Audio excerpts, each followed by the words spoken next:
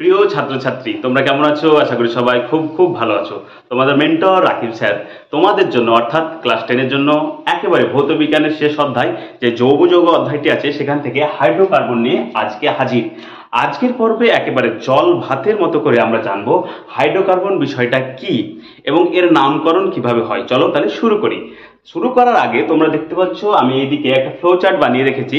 সেই ফ্লো চার্টটার কনসেপ্টটা আগে ক্লিয়ার করি, তারপর আমরা চলে যাব বিষয়ে। ঠিক আছে, আগে দেখে নাও। এখানে লিখেছি আমি সি অন মিথ। এর অর্থ হচ্ছে যদি কোনো হাইড্রোকার্বনে একটা কার্বন যদি থাকে, অর্থাৎ একটা কার্বন নিয়ে যদি সেই যৌগটা গঠন হয়ে যায়, তাহলে সেটা কি আমরা বলবো? মিথ। সেটা কি বলবো? মিথ। অর্থাৎ কোনো হাইড্রোকার্বনে একটি যদি কার্বন থাকে তাহলে মিথ, যদি দুটো কার্বন থাকে তাহলে বলবো ইথ, যদি তিনটে থাকে তাহলে বলবো প্রোপ, যদি চারটে থাকে তাহলে বলবো বিউট, যদি পাঁচটি থাকে তাহলে পেন্ট, ছটি থাকলে হেক্স, সাতটি থাকলে হেপ্ট, আটটি থাকলে অক্ট, নটি থাকলে নন এবং 10টি থাকলে ডেক। তাহলে আমরা বুঝলাম কি কার্বন সংখ্যার গণনা অনুযায়ী বা সংখ্যা অনুযায়ী সেই হাইড্রোকার্বনের নাম অন্যরকম হবে বা ভিন্ন রকমের হবে। এবার আমরা বিষয়ে আসছি। তোমরা দেখতেই পাচ্ছ বিষয়ের নামই হচ্ছে হাইড্রোকার্বন। এর অর্থ হচ্ছে আমরা আমাদের পৃথিবীতে অসংখ্য জৈব দেখছি, অর্থাৎ যেমন আমরা ধরি একটা যৌগ জল। ঠিক আছে, যৌগ জল। জলকে যদি আমরা ভাঙি তাহলে আমরা কি কি পাবো? হাইড্রোজেন এবং অক্সিজেন, তাই না? তাহলে হাইড্রোজেন, তাহলে আমরা জলকে ভেঙে পাচ্ছি হাইড্রোজেন এবং অক্সিজেন। ঠিক একই রকম যে সমস্ত জৈব যৌগকে ভেঙে আমরা কার্বন এবং হাইড্রোজেন পাবো তাকে আমরা বলবো হাইড্রোকার্বন। ক্লিয়ার? এ পর্যন্ত ক্লিয়ার? চলো এবার আলোচনা করি। তাহলে আমরা কি বলবো? হাইড্রোকার্বন কাকে বলবো? সংজ্ঞাটা এবার দেখি প্রথমে। হ্যাঁ, সংজ্ঞা কি বললাম? সংজ্ঞা হাইড্রোজেন এবং কার্বন দ্বারা গঠিত যৌগকেই কি বলে বলো? হাইড্রোকার্বন বলে। হাইড্রোকার্বন বলে। আমরা কি পেয়ে গেলাম? সংজ্ঞা পেয়ে গেলাম। এবার আমরা দেখবো হাইড্রোকার্বনের প্রকারভেদ। হাইড্রোকার্বনের প্রকারভেদ বেসিক্যালি 3 প্রকার। ঠিক আছে, কিন্তু আমাদের বইয়ের অনুযায়ী আমরা বলবো 2 প্রকার। কেন 3 প্রকার বলছি বা 2 প্রকার বলছি, চলো এবার আলোচনা করি। ঠিক আছে, আমাদের বই অনুযায়ী হাইড্রোকার্বনের প্রকারভেদ হচ্ছে 2 প্রকার। একটা হচ্ছে সম্পৃক্ত হাইড্রোকার্বন। কি বলবো আমরা? সম্পৃক্ত হাইড্রোকার্বন। 1 নম্বর সম্পৃক্ত হাইড্রোকার্বন। সম্পৃক্ত হাইড্রোকার্বন। ঠিক আছে, এবার বলি সম্পৃক্ত হাইড্রোকার্বন কাকে বলবো? যে সমস্ত যৌগে অর্থাৎ হাইড্রোকার্বন যৌগে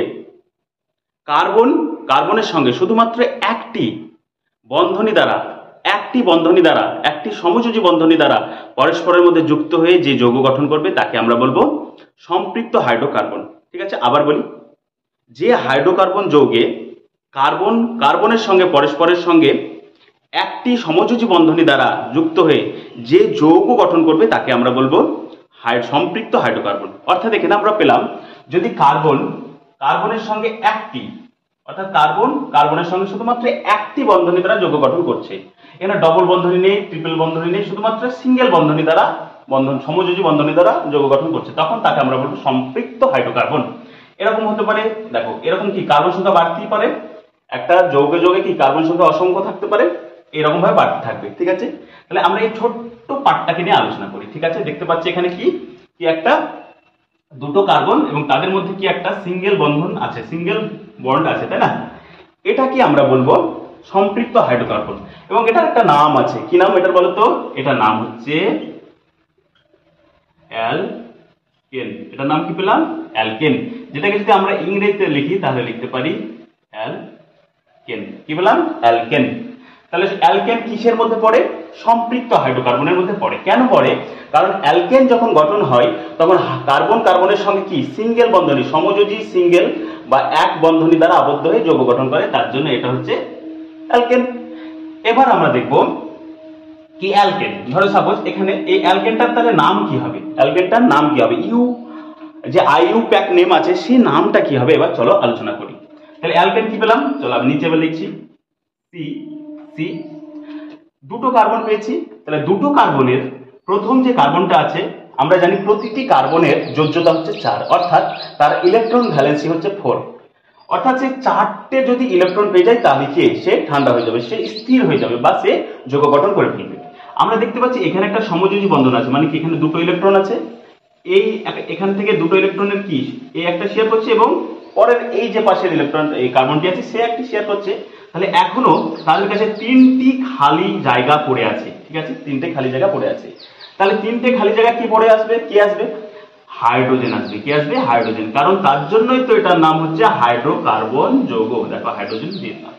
এবার এটার নাম কি হবে, বেসিক্যালি প্রথমেই আমরা দেখবো কটা কার্বন দিয়ে গঠিত যৌগটা, দুটো। আর দুটো হলে দেখো তোমরা কি আছে, ইথ, কি আছে, ইথ, দুটো হলে ইথ, দুটো হলে ইথ পেয়ে গেলাম। আর এখানে দেখো এ এন ই যুক্ত আছে, তাহলে এ এন ই, তাহলে এটাকে যদি আমি ইংরেজিতে লিখি তাহলে হবে E T H A N E, eth N, কি হচ্ছে, ইথেন। কি পাচ্ছি আমরা, ইথেন, কি পাচ্ছি আমরা, ইথেন। তাহলে আমরা প্রথম পেয়ে গেলাম কি, যদি দুটো কার্বন নিয়ে হয় তার নামটা কি হবে, ইথেন। তাহলে ধরো সাপোজ আমি এবার তিনটে কার্বন নিয়ে গঠন করছি, তিনটে কার্বন, তিনটে নিলাম। তাহলে কি দেখতে পাচ্ছি, এর কাছে কি অলরেডি চারটের মধ্যে একটা পেয়ে গেছে, তাহলে এখনো তিনটে জায়গা খালি আছে, দিয়ে দিলাম হাইড্রোজেন। এই যে মধ্যেকার যে কার্বনটা আছে তার কাছে দেখো অলরেডি এখান থেকে পেয়ে যাচ্ছে একটা, এখান থেকে একটা পেয়ে যাচ্ছে, তাহলে আরো কটা পথ আছে, দুটো পথ ফাঁকা আছে, দুটো পথ দিয়ে দিলাম। এই ভদ্রলোকের কাছে দেখো কতটা আছে, এর কাছে তিনটে আছে, তাহলে যদি হাইড্রোজেন দিয়ে দিই তাহলে এইরকম হবে হাইড্রোজেন, কত হবে হাইড্রোজেন, এইরকম হাইড্রোজেন হবে, ঠিক আছে, হাইড্রোজেন হবে। তাহলে এটা কি হলো, দেখো তিনটে হাইড্রোকার্বন পেলো এবং হাইড্রোজেন সংখ্যা হলো 8। এর নামটা কি হবে, দেখো তিনটে কার্বন, তিনটা কার্বন হলে কি হয়, প্রো, কি হয়, প্রো, কি হয়, প্রো, প্রো যোগ এ এন ই এন, তাহলে কি হবে, প্রোপেন, কি হবে, প্রোপেন, প্রোপেন। তাহলে তোমরা বুঝতে পারলে কি কিভাবে আইউপ্যাক নামটা তৈরি করে, আমরা পেয়ে পেলাম সম্পৃক্ত হাইড্রোকার্বন। এবার আমরা দেখবো 2 নম্বর প্রকারভেদটা। 2 নম্বর প্রকারভেদ হচ্ছে অসম্পৃক্ত হাইড্রোকার্বন, অসম্পৃক্ত হাইড্রোকার্বন, অসম্পৃক্ত হাইড্রোকার্বন, ঠিক আছে। এই দেখো 2 নম্বর পেয়ে গেলাম।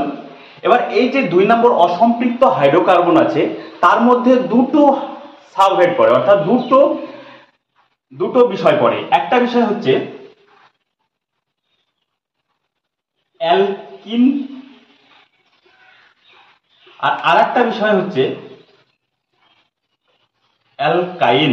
কি পড়ে, একটা অ্যালকাইন।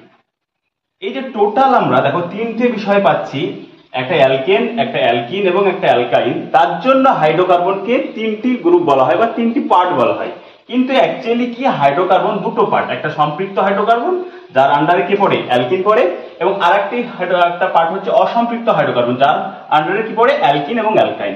এবার আমরা শিখবো কি অ্যালকিন কি জিনিস এবং অ্যালকাইন কি জিনিস।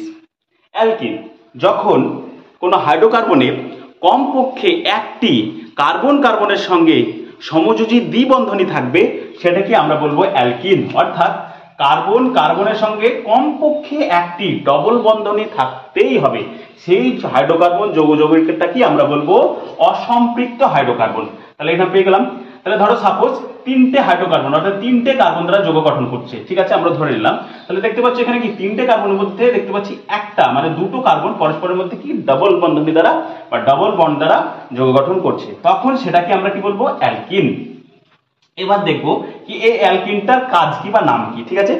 প্রথমে তোমরা দেখে নাও এই যে অ্যালকিনটা আছে সেখানে অলরেডি এই যে কার্বন আছে তার কটা থাকে আমরা বললাম একটু আগে, যোজ্যতা 4টি থাকে। 4টির মধ্যে কি দুটো কি সমযোজী বন্ধনী, তার জন্য দুটো জায়গা ফিল হয়ে গেল, আর দুটো জায়গা খালি আছে, আর দুটো জায়গা খালি আছে, এরও দুটো জায়গা খালি আছে। তাহলে এখানে কি যাবে, হাইড্রোজেন, এখানেও যাবে হাইড্রোজেন, এখানেও যাবে হাইড্রোজেন, হয়ে গেল। তাহলে এর নামটা কি হবে, এর নামটা হবে টোটাল কত, দেখো দুটো কার্বন, দুটো কার্বনের জন্য কি হয়, ইথ, কি হয়, ইথ।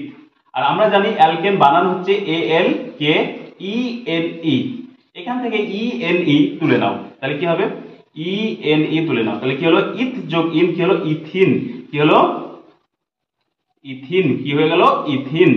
তাহলে একই রকম ভাবে ধরো সাপোজ আমি তিনটে কার্বন নিয়ে এবার গঠন করছি, বলবে এটার নামটা কি, আমি তিনটা বলছি, তাহলে তিনটে, তাহলে দেখো এর কাছে কটা জায়গা আছে, দুটো, তাহলে দুটো কার্বন দিয়ে দিলাম।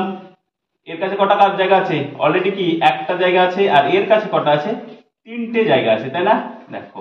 তাহলে এর নামটা কি হবে, অলরেডি কি দুটো তিনটে কার্বন আছে তার জন্য কি হবে বলো, প্রোপ, কি হবে, প্রোপ, যোগ এন কি হবে ই এন ই এন, তাহলে কি হবে প্রোপিন, কি হবে প্রোপিন, কি হবে প্রোপিন।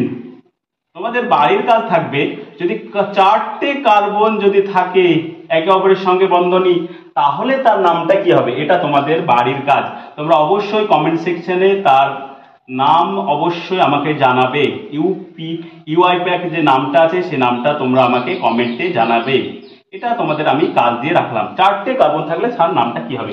এবার আমরা দেখব অ্যালকাইন। যখন কার্বন কার্বনের সঙ্গে, যখন যে হাইড্রোকার্বন গঠনের সঙ্গে যে পরস্পরের সঙ্গে কার্বনের সঙ্গে যদি কমপক্ষে একটি, অর্থাৎ কমপক্ষে একটি যদি ট্রিপল বন্ধনী বা তিনটে সমযোজী বন্ধনী দ্বারা যুক্ত হয়, তাকেই আমরা বলবো অ্যালকাইন।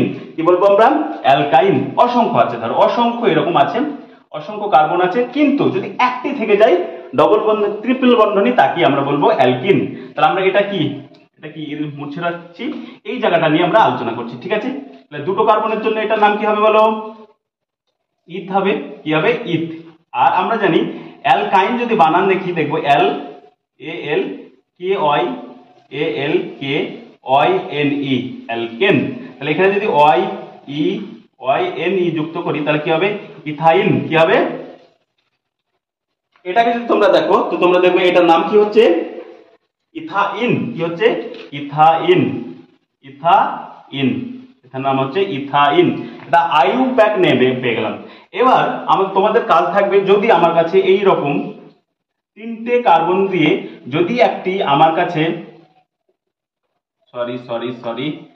যদি একটি অ্যালকাইন থাকে, তাহলে তার নামটি কি হবে, এটা হচ্ছে তোমাদের কাজ, ঠিক আছে।